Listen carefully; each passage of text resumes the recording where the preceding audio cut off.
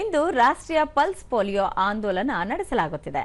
3 ದಿನಗಳ ಕಾಲ ನಡೆಯಲಿರುವ ಈ ಅಭಿಯಾನದಲ್ಲಿ ರಾಷ್ಟ್ರವ್ಯಾಪಿ ಮನೆ ಮನೆಗೆ ತೆರಳಿ 5 ವರ್ಷದೊಳಗಿನ ಮಕ್ಕಳಿಗೆ ಪೋಲಿಯೋ ಹನಿ ಹಾಕಲಾಗುತ್ತದೆ. ಇಂದು ದೇಶಾದ್ಯಂತ ಎಲ್ಲಾ ಪ್ರಾಥಮಿಕ ಆರೋಗ್ಯ ಕೇಂದ್ರಗಳಲ್ಲಿ, ಅಂಗನವಾಡಿ ಕೇಂದ್ರಗಳು ಹಾಗೂ ಬಸ್, ರೈಲ್ವೆ ನಿಲ್ದಾಣಗಳು ಹಾಗೂ ಸಾರ್ವಜನಿಕ ಸ್ಥಳಗಳಲ್ಲಿ ಸಿದ್ಧಪಡಿಸಿರುವ ತಾತ್ಕಾಲಿಕ ಬೂತ್ಗಳಲ್ಲಿ ಪೋಲಿಯೋ ಹನಿ ಹಾಕಲಾಗುತ್ತಿದೆ. ನಾಳೆ ಸ್ವಯಂ ಸೇವಕರು ಹಾಗೂ ಆರೋಗ್ಯ ಕಾರ್ಯಕರ್ತರ ತಂಡವು ಮನೆ ಮನೆಗೆ ತೆರಳಿ 5 ವರ್ಷದೊಳಗಿನ ಮಕ್ಕಳಿಗೆ ಪೋಲಿಯೋ ಹನಿ ಹಾಕಲಿದ್ದಾರೆ.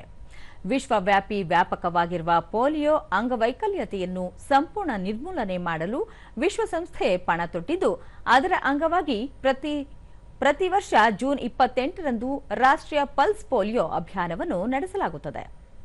ಮುಖ್ಯಮಂತ್ರಿ ಡಿಕೆ ಶಿವಕುಮಾರ್ ಬೆಂಗಳೂರಿನ ತಮ್ಮ ನಿವಾಸದಲ್ಲಿ ಮಕ್ಕಳಿಗೆ ಪೋಲಿಯೋ ಹನಿ ಹಾಕುವ ಮೂಲಕ ಪಲ್ಸ್ ಪೋಲಿಯೋ ಅಭಿಯಾನಕ್ಕೆ ಚಾಲನೆ ನೀಡಿದರು.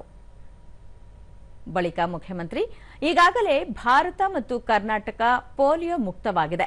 ಆದರೂ ನೆರೆಯ ದೇಶಗಳಿಂದ ಪೋಲಿಯೋ ಪೀಡಿತರು ಆಗಮಿಸುತ್ತಿರುವ ಹಿನ್ನೆಲೆಯಲ್ಲಿ ಮುನ್ನೆಚ್ಚರಿಕೆ ಕ್ರಮವಾಗಿ ಪೋಲಿಯೋ ಅಭಿಯಾನವನ್ನು ಮುಂದುವರಿಸಲಾಗುತ್ತಿದೆ. ಇದಕ್ಕೆ ಎಲ್ಲಾ ರೀತಿಯಲ್ಲೂ ರಾಜ್ಯ ಸರ್ಕಾರ ಸಹಕಾರ ನೀಡುತ್ತಿದೆ ಎಂದರು. ರಾಜ್ಯದಲ್ಲಿ 64,84,891 ಮಕ್ಕಳಿಗೆ ಪಲ್ಸ್ ಪೋಲಿಯೋ ಹನಿ ಹಾಕಲು ಆರೋಗ್ಯ ಇಲಾಖೆ ಸಜ್ಜಾಗಿದೆ.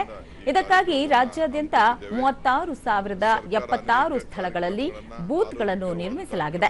ಅಲ್ಲದೆ 988 ಸಂಚಾರಿ ತಂಡಗಳು, 2,125 ಟ್ರಾನ್ಸಿಟ್ ತಂಡಗಳು ಹಾಗೂ 1,14,213 ಲಸಿಕಾ ಕಾರ್ಯಕರ್ತರು ಹಾಗೂ 7,197 ಮೇಲ್ವಿಚಾರಕರನ್ನು ನೇಮಿಸಲಾಗಿದೆ ಎಂದು ತಿಳಿಸಿದರು. ಅವರೆಲ್ಲರೂ ಕೂಡ ನಾನು ಅಭಿನಂದಿಸುತ್ತೇನೆ. ಈ ದೇಶ ಮುಕ್ತ ಪೋಲಿಯೋ ಭಾರತವನ್ನು ನಿರ್ಮಾಣ ಮಾಡಿದೆ.